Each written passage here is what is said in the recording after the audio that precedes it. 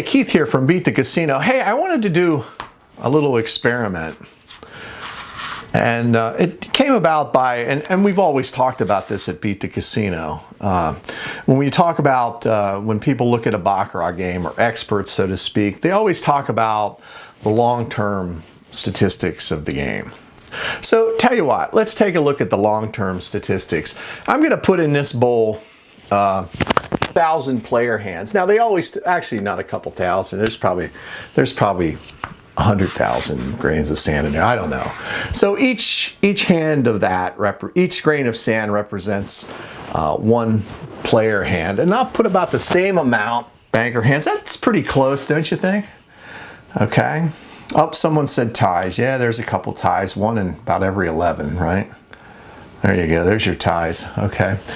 So what experts do when they talk about the game is they take this and they say, well, over 1,000,000 hands, let's say, just for sake of argument, we have, I don't know how many grain sands are in there, but quite a few. They say over the long term, they're all going to equalize. Well, sure, any system will equalize over long term, but let's pour them in a bowl here. I want to show you how we look at a game of Baccarat. You get that out of the shot. Then we'll take our banker hands and our ties and we'll put them in a beaker here. My college days. And let's go ahead and mix them up.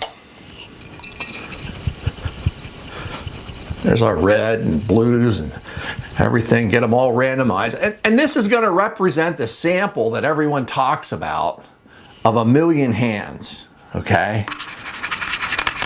Suppose we sampled it, and we're going to dump it out. And there's our 1,000,000 hands of Baccarat, right? All in one big shot. Okay?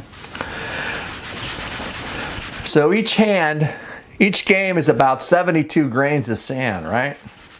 Okay, let me ask you something. Do you see any patterns in this? Okay. Okay, why?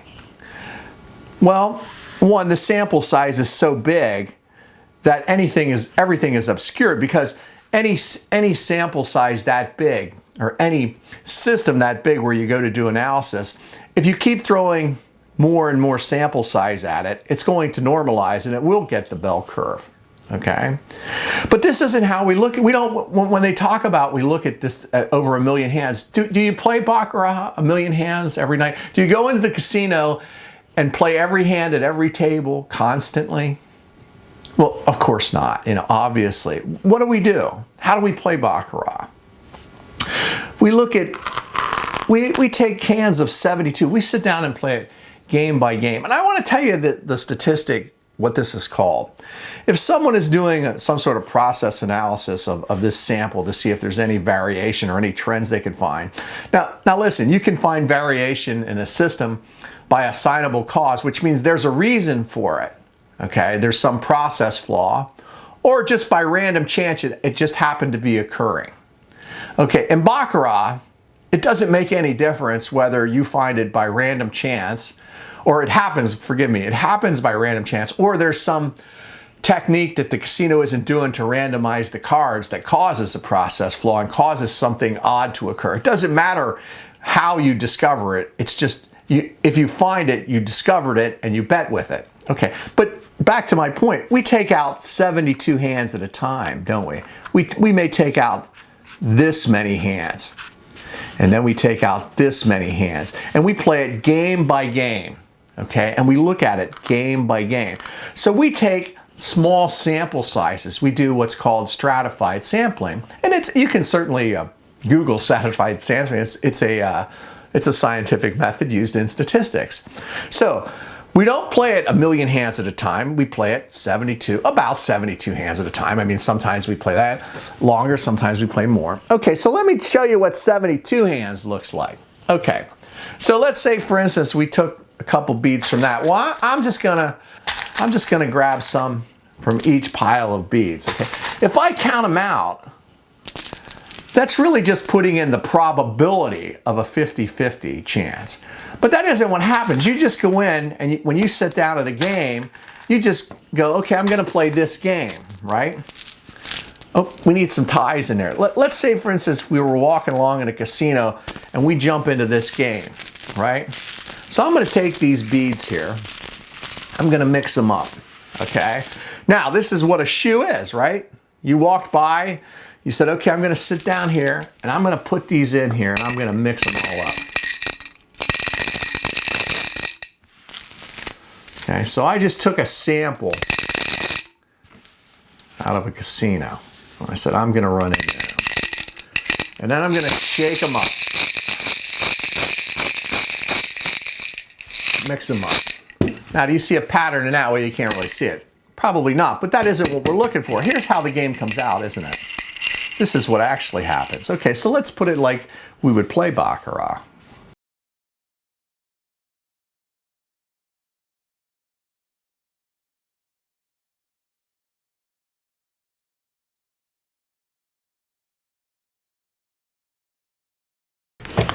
So there's our sample of 1,000,000 hands that we took, okay? Now, how did they come out? How did it get to that point? Okay, do we see anything? What can we learn from this? But this is how the game is played. It's played one hand at a time, okay? It's played in sample size, what we call a stratified sample. You're looking at one game where there's only a limited number of outcomes. You can have a banker win, you can have a player win, or you can have a tie. There's no other opportunities, okay? That's what has to happen in a valid stratified sample. Now, in this game, what would a professional see? Okay, obviously, there are a lot of repeats in this game, okay? There aren't a lot of one-in-a-rows, and there are a lot of repeats. And that would become evidence if you're doing some sort of count with opposites or repeats or anything along those lines, okay? And that's what we look at Beat the Casino. We're not looking at 1,000,000 hands. We're looking at it hand by hand. Now, what data do you use? That's what's important. What information do you use to determine what to bet next? When you look at the game, obviously, it's easy to say, well, you know, there's a couple longer runs in here and repeats are more prevalent. But at what point, when you're at this point, do you know what to do? Well, there's a lot of ways that system sellers talk about this. And, you know, sometimes you look at the time before last hand. Well, you know, does it really make any difference what won the time before last when you make a bet or opposite time before last? No. We look at the data at Beat the Casino that's important and has statistical significance of what to bet when we're at this point of the game that tells us that these repeats here are going to continue to occur. Okay, so just for argument's sake, I grabbed them because I know some purist is going to say, well, you didn't grab 50-50. Okay, well, let's see how many I grabbed here to pour out this sample. And I'm going to do it the other way then if I didn't do it exactly, okay? All right. So let's see how many beads I grabbed. 1, 2, 3, 4, 5, 6, 7, 8, 9, 10, 11, 12, 13, 14, 15, 16, 17, 18, 19, 20, 21, 22, 23. 23 bankers. 1, 2, 3, 4, 5, 6, 7, 8, 9, 10, 11, 12, 13, 14, 15, 16, 17. 17 players. I'll tell you what, I'm gonna put 5 more in here. Okay, and we'll throw in one more tie since we have a couple more hands. It should be about 111. I'm going to do it again for you. Now, we have the probability that each hand, banker or player, should come out equally. Oh, I'll tell you what, let's put one more banker in, just so we can get a slight edge to banker. We're not going to worry about the exact math of it. Oops. Okay. We're going to put them all in here, and we're going to see if we can get trend analysis before. So before, that might have been by assignable cause because I got a process floor. I'm just grabbing things and putting them in. Maybe I grabbed too many more. So is that really a random grab? Probably not, but that's certainly one of the things that can happen. I better mix these up a little bit more, before I put them in. Okay, so now let's put them in. Now that they're all mixed up really good. So now we have the probability that each one of these could come out about 50% of the time with a slight edge to banker.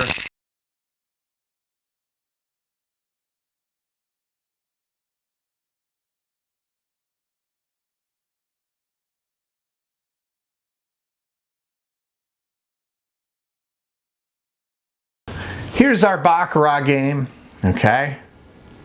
When I grabbed an equal amount of bankers, players, well, one more banker than player, and threw in a couple ties. What do you see again? Well, here, obviously, you're seeing runs more repeats than opposites. You're seeing equal runs. I know a lot of players play like that. If there's a 5 in a row here, they'll bet a 5 in a row will come again. Okay, if you see a 5 in a row in player, they'll bet a 5 in a row will happen again. Aren't those things that we look for in Baccarat? Okay. Now, when do you decide this happens is a key to playing Baccarat. Okay, but you can see here that there's certainly it's not your imagination that you're seeing patterns or you're seeing more repeats. I mean, obviously you're seeing more repeats. You're seeing a little bit longer runs between 2 and 5 long in this game that has somewhat of a predictability based upon some sort of mechanical means that we put this system together, okay? In the casino, what do? Okay, they shuffle the cards, okay? Here, we grabbed things and shook them together. So we're trying to randomize things with mechanical means, okay, which actually will produce results like this. That's why we see this in Baccarat. The randomness is produced not by a random numbers generator, but by mechanical means, okay? So consequently, you're going to see patterns, and it's not your imagination. Your perception is not flawed, as they want you to believe, okay? What they want you to believe is that over time, it's all gonna even out. You know what? They're right. Over time, it will all even out. But each one of these hands, each one of these events, okay, has about a I don't know how many I have here. I think I put 20, 25, and 25, 1/50th of an effect on the whole game, on the whole analysis of the game. When you have a million hands, as I did with the sand, each one of them has 1/1,000,000th. So it's not going to be anywhere near as significant as if you have a repeat here, a repeat here, and a repeat here. Okay, so this is what we talk about at Beat the Casino. We don't sell a system, okay? We're not a bunch of system sellers. We talk about the analysis of a game from at the game level and at the casino level, what's going on in this casino, and how do you analyze what's going on in this game right now at this particular time so that you know what to bet. And what are the significant statistics that tell you what to bet next. I can tell you it's not the time that just won. It's not this pattern that won here and then because it happened here, it's going to come down here, okay? You need to get in our club, understand the game of Baccarat at the game level from professional players who know how to do it, and get involved with talking to us, okay? Okay, this is Keith from Beat the Casino. I hope you liked our little demonstration here. So we'll talk to you again soon.